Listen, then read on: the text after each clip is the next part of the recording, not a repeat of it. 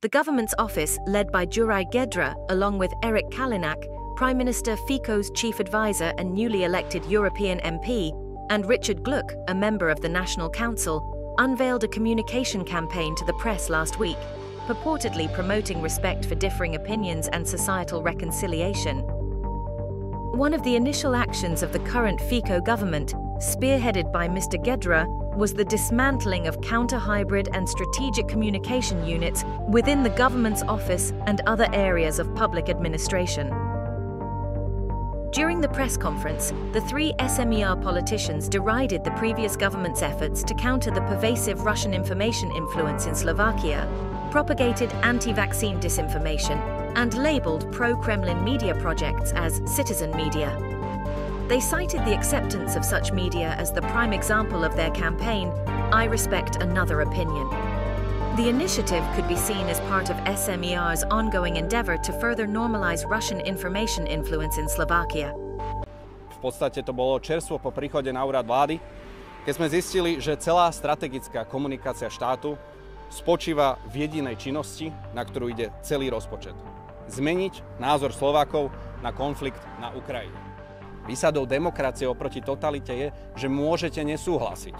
Iný názor nie je chyba, extrém, alebo teda v modernom slovníku hybridná hrozba, ktorú by trebalo odsúdiť, izolovať či cenzurovať.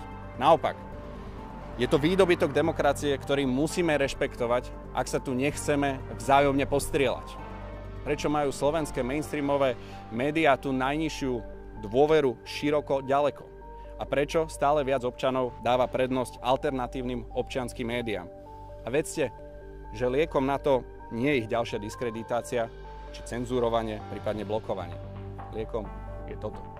Rešpekt k iným názorom. Ďakujem pekne. Pretože síce žijeme v demokracii, ale sloboda slova a názoru je značne ohrozená.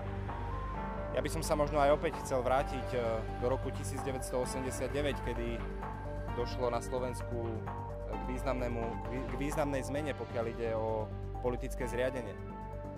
Prešli sme od totalitárneho zriadenia, ktoré bolo príznačné tým, že spoločnosť mala právo na jeden svetonázor, na jeden názor. Ale tí komunisti mali v sebe, a teraz mi dovolte, aby som nevyznel, že tu ospevujem nejaký režim, ale tí komunisti boli aspoň féroví.